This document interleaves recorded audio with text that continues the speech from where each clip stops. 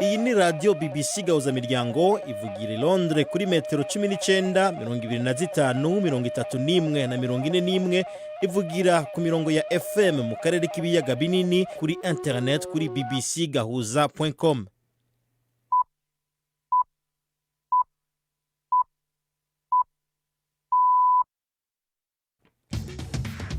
Ubu ni saha 10 n'igice ku saha mpuzamakungu ya GMT, isaha 12 n'igice mu Rwanda no mu Burundi. Muri studio muri kumwe na patric Misigaro. Nabahaye mwiriwe mwese abahisemo guteramana natwe kuri wa gatanu tariki 2 z'ukwa kane 2021. Izi n'ingingo nkuru. Ibihugu indwi bitunze kurusha ibindi ku isi bivuga yuko bitewe impungenge n'ihohoterwa ry'abanyagihugu mu ntara ya Tigre muri Ethiopia.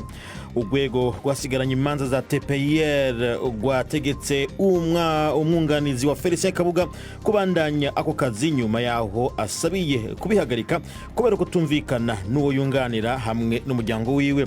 Mu Rwanda mu ndwiza hazotangura icunamo cyo kwibuka genocide ku nshuro 27. Nyuma rero y'iyo myaka yose hari abacitse ku icumu bavuga ko bagifise ingorane z'uburaro nyuma yo kunyagwa n'ubwo bwicanyi. Mbangiye nyine mbana n'abana banje, abana 5. Biragoye cyane, umuntu yari yakiriye yige tureba abana barara nyine muri isaro reba nayo idashinga mu byukuri. Murano makuru kandi turaja mu Faransa aho buca baje mu mategeko akaze yaguma muhira muri ico gihugu mu gihe ingingo zo kugikumira ngo gukumira COVID-19 ngo ataco zafashije. Hari habo bakonfina nko muri iki gice abatifuza rero kuba konfine bakaca bahungira muri zone batari konfine. Basanga rero iyo nyifato y'abanyagihugu ibereye. Bafite ikiganiro c'inkino nabaza muganga, ano makuru agarikiwe na Mark Niyonkuru.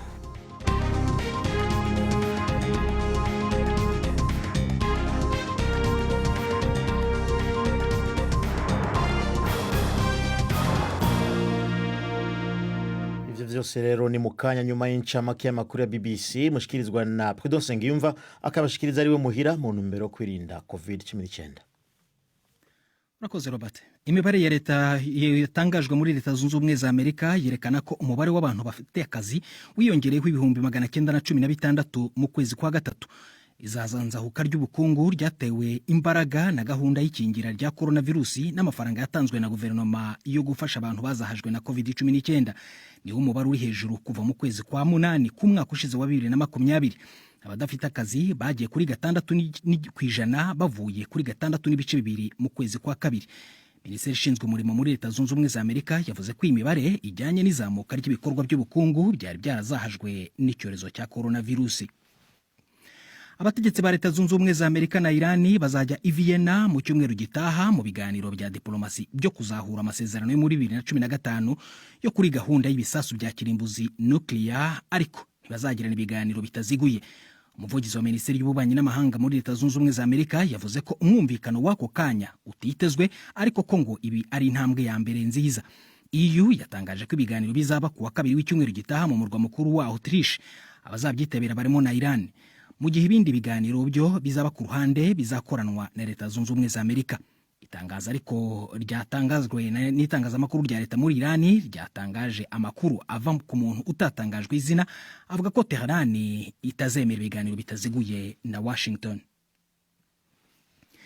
Imiryango iharanira uburenganzira bwa kiremwa muntu mu Burusiya yasohoye icyegeranyo ku ntambara ibera muri Syria kinenga uruhare rwa Moscow ku byaha bikekwa by'intambara mu gushyigikira perezida wa Syria Bashir al-Assad. Iyi miryango yavuze ko ukuri ku ntambara yo muri Syria kurimo n'ibyaha byo guhonyura uburenganzira bwa kiremwa muntu bitavuzweho cyane mu Burusiya. Inkuru ya Dani Abahad muri yumva mu ijwi rya Florentine Kwizera. Iki cegeranyo kiri ku mpapuro zigera ku 100 nico cambere kinini gikozwe n'amashirahamwe aharanira agateka kazina muntu mu Burusiya ku ntambara imaze imyaka 10 muri Syria, kikagaragaza ibibi byakozwe ku banyagihugu.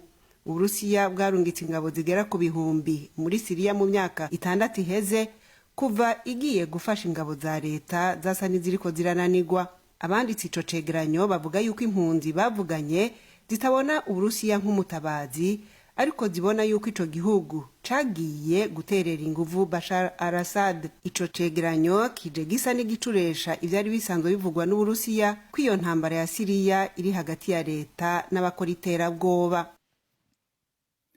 Ibihugu birindwi bikungahaye ku isi bizwi nka G7 byamaganye ubwicanyi bwakorewe abasivile n'ibindi bikorwa bibi byakozwe mu karere ka Tigray muri Ethiopia. Mu itangazo abaminisitiri b'ububanyi n'amahanga mu bihugu G7 basabye ko imiryango y'ubutabazi yemererwa bwangu kandi nta ntambamyi kugera muri ako karere. Banasabye Eritrea kuvanayo ingabo zayo zimaze igihe zirwanira ku ruhande rwa Ethiopia. Bavuze ko ibyo bigomba gukorwa vuba nta mabwiriza ashyizweho kandi bigakorwa mu buryo buzashobora kugenzurwa. Ingabo za leta ya Ethiopia n'abazishyigikiye bararezwe ibyaha by'ubwicanyi butandukanye mu ntambara n'ingabo z'akarere ka Tigray yatangiye mu kwezi kwa 8 k'umwaka ushize wa 2020. Ubushinwa bwatangaje inkeke butewe n'ibibera muri Myanmar aho abategetsi ba gisirikare bakoresheje urugomo mu kugerageza gutatanya bigaragambya bamagana ihirika ry'ubutegetsi. Umuvugizi wa Minisiteri y'Ububanyi n'Amahanga Huang Chunying yavuze ko Beijing ishaka kubona ituze kandi ko ngo imena ry'amaraso nta numwe rifitiye inyungu. Yasabye ko impande zose zisubukura ibiganiro vuba bifite intego kugira ngo nkuko yabisobanuye mu magambo ye bigere ku nzira y'impinduka za demokarasi yagezweho bikomeye. Umuyobozi muri Loni mu rwego rw'uburenganzira bw'ikiremwa muntu yabwiye BBC ko ibintu muri Myanmar ahamaze gupfa abantu bagera kuri 540 biri kugenda bibyara ubwicanyi bukomeye kurushaho. Iyi ni BBC Gahuzamiryango urayumva no kuri Kisoro FM muri Uganda ndetse no kuri bbc.com. Abantu bagera kuri 50 biciwe muri gari ya moshi yatannye muri Taiwan. Abandi babarirwa muri magana batabawe bakurwa aho iyo mpanuka yabereye bakurwa mu byuma bya gari ya moshi. Gari ya moshi yayobeye igihe yasohokaga mu nzira yayo iri hasi y'ubutaka nyuma y'ibisa nkaho imodoka yanyerereye mu nzira ikagwa mu muhanda wa gari ya moshi. Ababarirwa muri mirongo bakomeretse. Yaritwaye uruhuri rw'abagenzi bajyaga mu kwizihiza iminsi mikuru y'ikiruhuko. Inkuru ya Cindy Sui uri Taipei mu murwa mukuru wa Taiwan muri yumva ngwijwi ya Ferenga kwaye. Gari ya moshi yari igiye mu mujyi wa Tairang uri mu burasirazuba bwa Taiwan yataye umurongo igeze mu muhora uri mu majyaruguru y'agace ka Huailien bituma ibyumba bimwe byayo bigonga ibikuta. Itangazo ry'igisata kijejwe kuzimya umuriro rinavuga yuko ijisho rya mbere ribona ngo bigaragara ko hari abantu benshi babuze ubuzima. Irindi tangazo rya leta naryo rikavuga yuko icya kabiri cy'ibyumba 8 byo gari ya moshi byononekaye cyane bituma abatabazi badashobora kurokora abantu. Ibitangazamakuru byaho biravuga yuko impanuka yatewe n'amakosa y'abantu igihe icyuma cy'imodoka yakorwaga cyaguye mu muhanda gari ya moshi yaciyemo. Hari abantu bagera kuri 350 bari muri iyo gari ya moshi, benshi bari bagiye mu minsi mikuru yo kwibuka abakurambere no kwishimira igihe kibanziriza icy'ubushyuhe bita Tomb Sweeping Festival.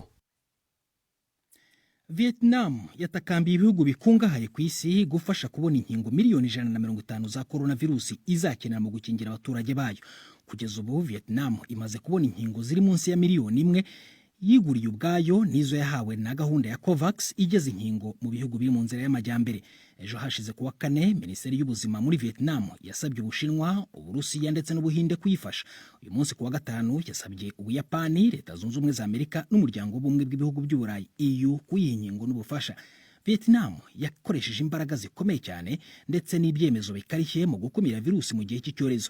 Yagize impfu 35 gusa zifitanye isano na COVID-19. Robert Urakoze Prudence Ngiyumva.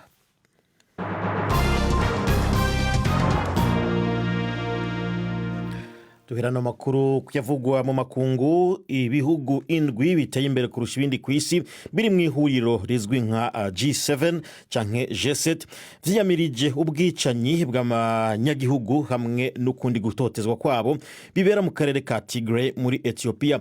Abasirikare ba leta ya Ethiopia bari mu migwano n'ingabo z'iyo ntara kuva mu kwezi kwa 11 mu mwaka uheze. Ni inkuru ya Mary Harper mushikirizwa na Florentine Kwizera. Abashikiranganje b'imigenderanire b'umugwi w'ibihugu ndwi bitunze kurusha ibindi ku isi bahamagarira ingabo za Eritrea kuva muri Tigray bikaba kandi mu buryo bushobora gusuzumwa atakirinze gusabwa. Ingabo za Eritrea ziriko zifashanya n'iza Ethiopia n'abandi bafatanije muri iyo ntambara. Kumwe n'izindi mpande zose, izo ngabo za Eritrea zaragirijwe ibyaha byo gusinzikaza ubuzima bwa kiremwa muntu. Umushikiranganje wa mbere wa Ethiopia Abiy Ahmed yaheruka kumenyesha yuko ingabo za Eritrea zigiye kuva muri ako karere, ariko ko atari bica bikoga ubwo nyene. Umugwi G7 uhamagarira impande zose gutanga inzira kandi bidatevye ku bikorwa byo gutabara abanyagihugu bari mu kaga muri Tigray. Abaharanira agateka kazina muntu bavuga yuko Ethiopia iriko ikoresha inzara ku banyatigray nk'ikigwanisho co mu ntambara. Inkuru ya Mary Hapare kunaho tuje mu Rwanda mu gihe hasigaye iminsi 5 ngo baje mu mihango yo kwibuka ku nshuro igira 27 genocide yabaye mu 1994. Hari bamwe mu barokotse ariko bagasigara ari banaho nikora kubera ubwo bwicanyi, bavuga ko ngo bahangayikishijwe no kuba gushika ubu badafise inzu zo kubamwo. Abandi nabo bakavuga ko inzu zabo zishaje cyane zikaba zikeneye gusanurwa kandi badafise uburyo bwo kubikora. Mugenzi wacu Yves Bucyana yavuganye nabo, anavugana n'ikigo Farge gifasha abarokotse. Icyo kigo kikavuga ko gifise urutonde rw'imiryango ishika 800 idafise inzu zo kubamwo, kikaba kibizeza yuko ngo mu gihe kitarenze imyaka 2 icyo kibazo kizoba catorewe umuti. Kurikira. Umuvu wajyana Nyabarongo, doranga nagiye amashyira atutaka kwako yose yigiraga mu nzu. Ubu hano urahakodesha 20. Uyu mukecuru ni umwe mu barokotse jenoside muri 1994 batarabona inzu yo kubamo. Ntabwo bagukodeshereza. Ndakubwira ngo nigirwaza.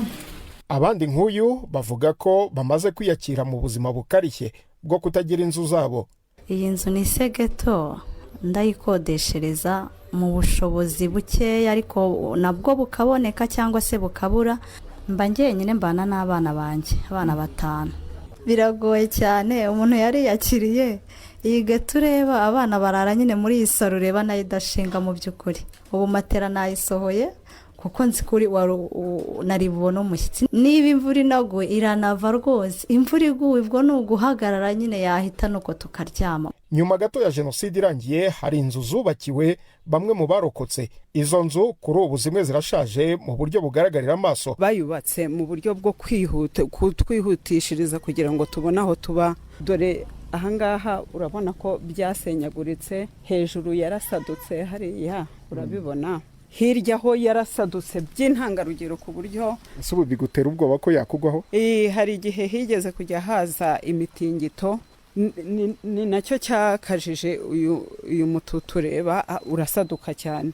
Mu gace ka Rwamagana mu burasirazuba bw'u Rwanda bo nasanze bakataje mu kubakira bamwe mu barokotse jenoside. Nitwa Twagira Mariya Kureta, nimwe baranyubakira. Mbonye icumbi ni ukuri, mbonye icumbi pe, mbonye icumbi. Iyo wabagamo niyi? Iyi ngiyi ureba yari meze nabi, ni icyumba kimwe mbega. Umuryango urengera abarokotse jenoside Ibuka uvuga ko ikibazo cy'amacumbi ku barokotse ari kimwe mu biwuhangayikije muri iki gihe. Igisubizo gitangwa n'ikigega gishinzwe gufasha abarokotse jenoside Farge nuko iki kibazo kigomba kuba cyarangiye mu myaka 2.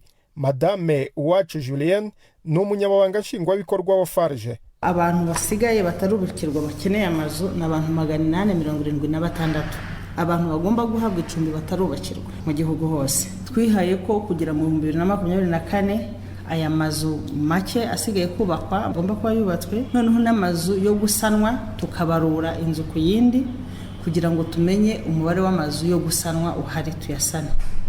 Farge ivuga kandi ko inzu zimaze kubakirwa abarokotse jenoside zikabakaba 30,000. Yves Bucyana, BBC Gahuzamiryango i Kigali. Iyo nkuru ya Yves Bucyana rero tuzoyigaruka ko ku buryo burambuye mu kiganiro cy'imvo n'imvano cejo kuwa gatandatu. Reka tubandanye ku makuru yerekeye u Rwanda. Sentare y'urwego rwa ONU rucimanza zitarangijwe na sentare mpuzamakungu mpanavyaha ya Arusha yari yashiriwe ko u Rwanda rwategetse umushingwamanza kubandanya kuba umwunganizi wa Felicien Kabuga nubwo we yari yasavye kuva muri urwo rubanza. Maître Emmanuel Altit yari yasavye sentare kuva muri uru rubanza ngo kubera uko tumvikana kuwo hagati yiwe n'uwo yunganira hamwe n'umuryango wiwe. Ya Kabuga w'imyaka 85 yagirizwa ivyaha vya genocide mu Rwanda, akaba yafatiye mu Bufaransa mu kwezi kwa gatanu umwaka uheze, haciye imyaka irenga 20 ahigwa n'ubutungane mpuzamakungu. Ni inkuru ya Prime Ndikumagenge ari Nairobi.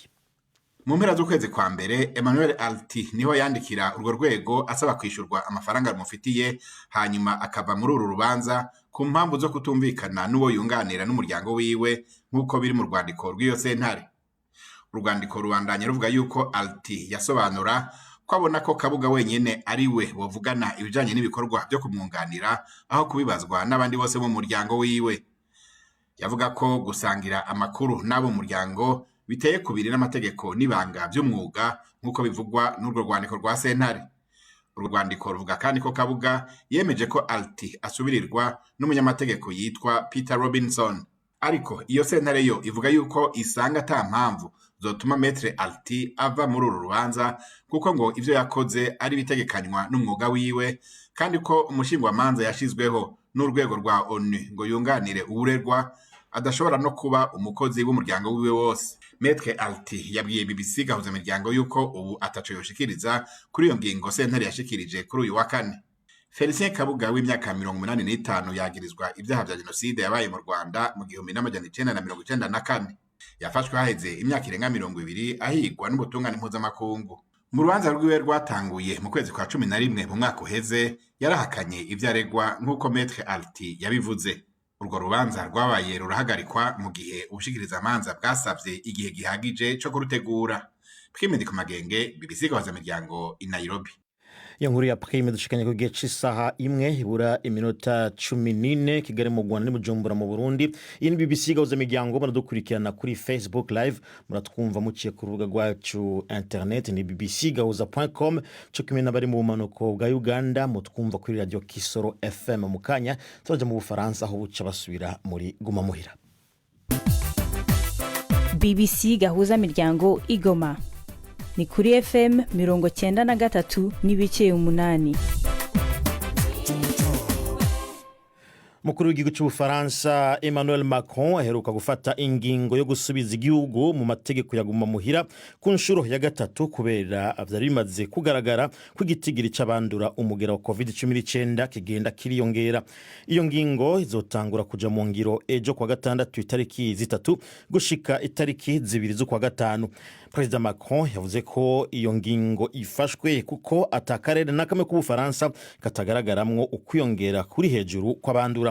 Amashure mu gihe yari yagumye yuguruye kuva ku wa mbere, abanyeshuri bazotangura kwigira muhira. Mu gushaka kumenya uko vyifashe navuganye na Marianne Barishimira, umwigisha aba mu muji wa Nice, atangura ambwira ikivugwa yuko cyateje ukwiyongera kw'abandura. Nadushikirije izo ngingo mbere yihambaye ni kubona yarashoboye kugaza amashure. Kubera twebwe kuva umwaka utangura w'ishure mu kwezi kw'icenda amashuri yagumye yuguruye, nico kintu n'ukuri twasumbije ngira ngo ibindi bihugu bibanyi. None ko bugaye amashure nkawe busanzwe uri umwigisha, ubu mubona ingaruka zigiye kubizihe? Ingaruka ziriho kubera hariho abavyeyi bakora bakaba bafise abana batoyi, ntibyoroshe kugera teletravail hamwe n'abana muhira, gukorera muhira. Gukorera muhira. Hama rero mugabo umukuru w'igihugu yarasabye yuko abigisha aho bari bazoheza bagakorana n'abana. Iyo ndwi izoza bazokorana n'abana kuri bwa buryo bwa none bwa buhinga bwo kwigisha a distance, hama bakazoca bagira uburuhuko muri weekend ikurikira.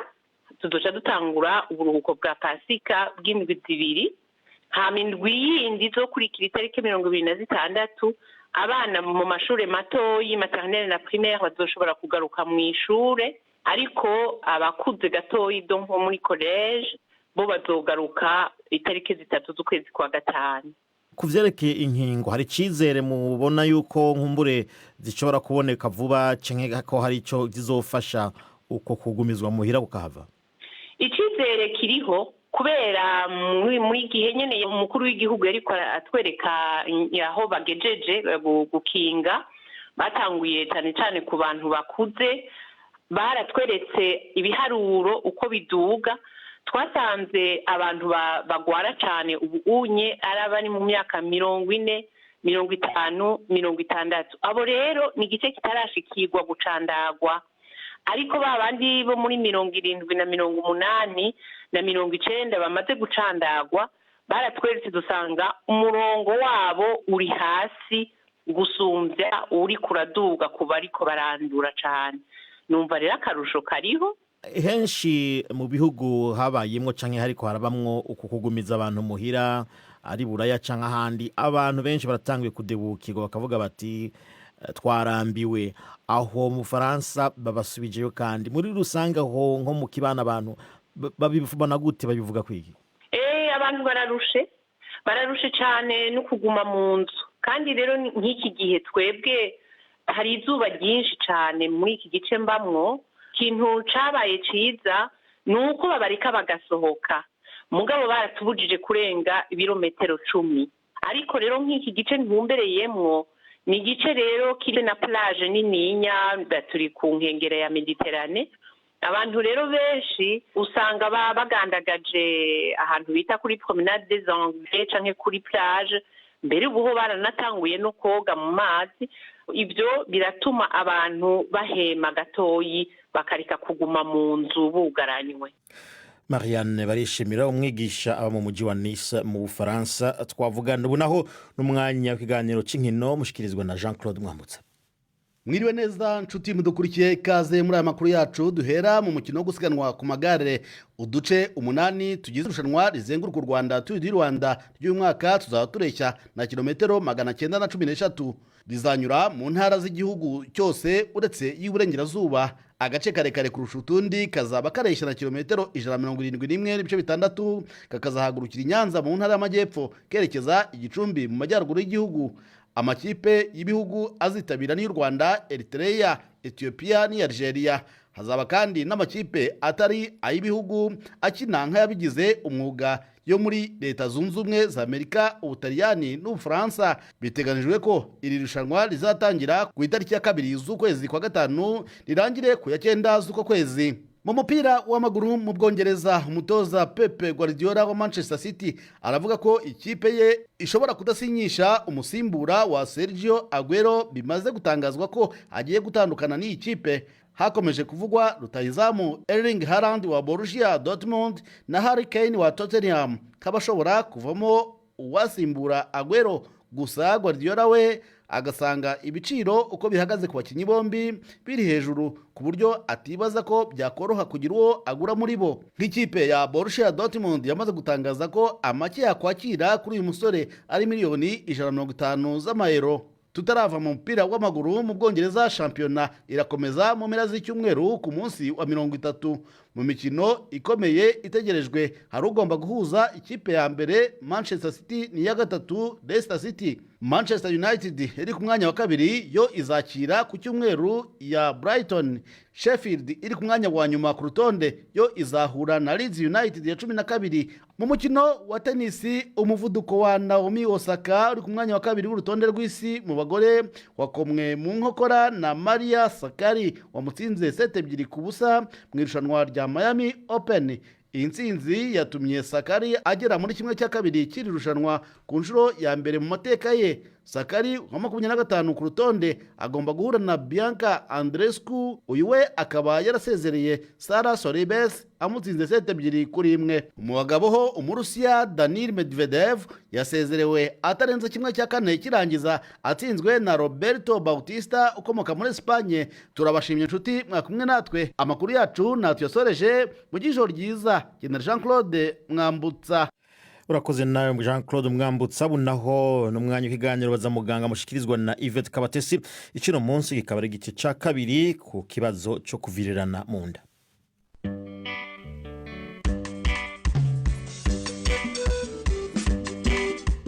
Nyireho neza, none turabagezaho igice cya kabiri ku ndwara bita hemorrhagie digestive cyangwa se kuruka amaraso.